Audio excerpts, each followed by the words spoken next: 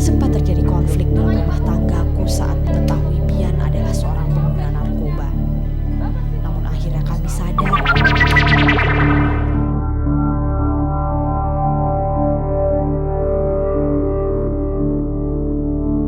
pada awalnya aku tidak ambil pusing dengan keinginan anakku Bian untuk menjadi kurus. Namun aku menyarankan agar ia minum obat-obatan tradisional. Tapi obat-obatan tradisional tidak mampu membuat Bian kurus dalam waktu singkat.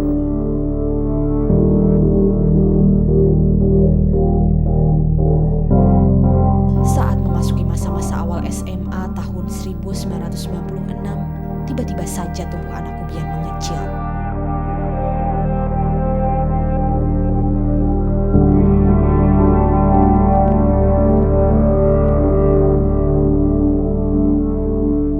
Tak pernah terbesit di dalam pikiranku, Bian ternyata mengkonsumsi obat-obatan terlarang. Sampai suatu hari ia mendatangi kami dan memberikan sebuah resep.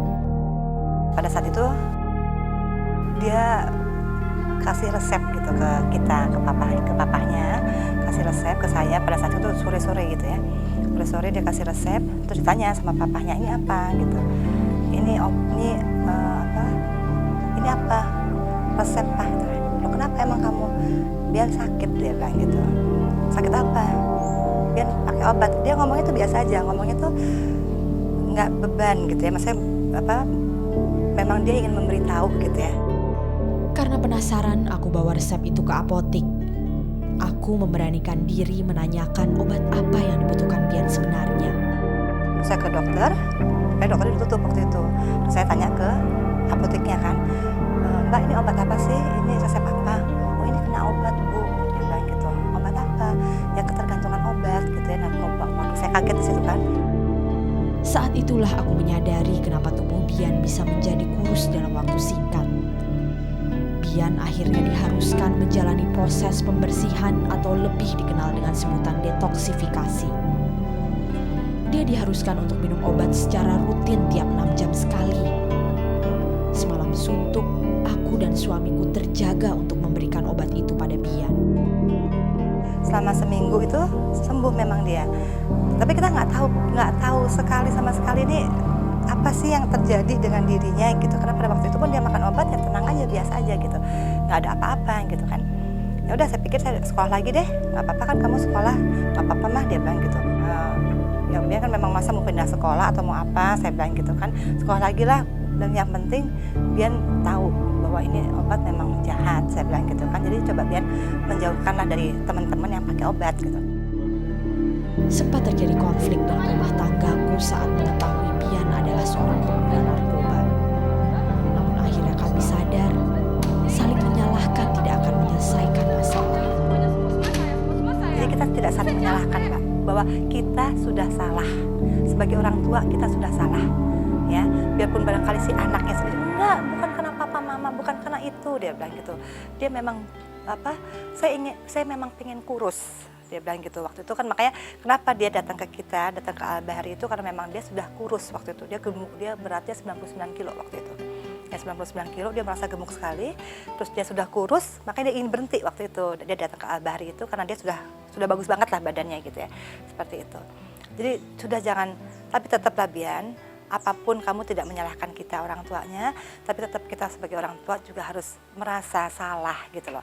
Jadi kamu salah, saya salah gitu. Jadi udahlah, sekarang apa solusinya gitu, bukan saling menyalahkan, bukan itu gitu loh. Ketergantungan narkoba menyebabkan anakku tidak bisa mengikuti pelajaran. Ia pun harus menerima kenyataan tinggal kelas. Padahal selama ini prestasinya sangat bagus dan memuaskan. Dia nggak naik kelas, saya juga agak shock waktu itu ya. Waduh, nggak pernah kejadian nih di keluarga dari dulu yang namanya nggak naik kelas gitu kan ya.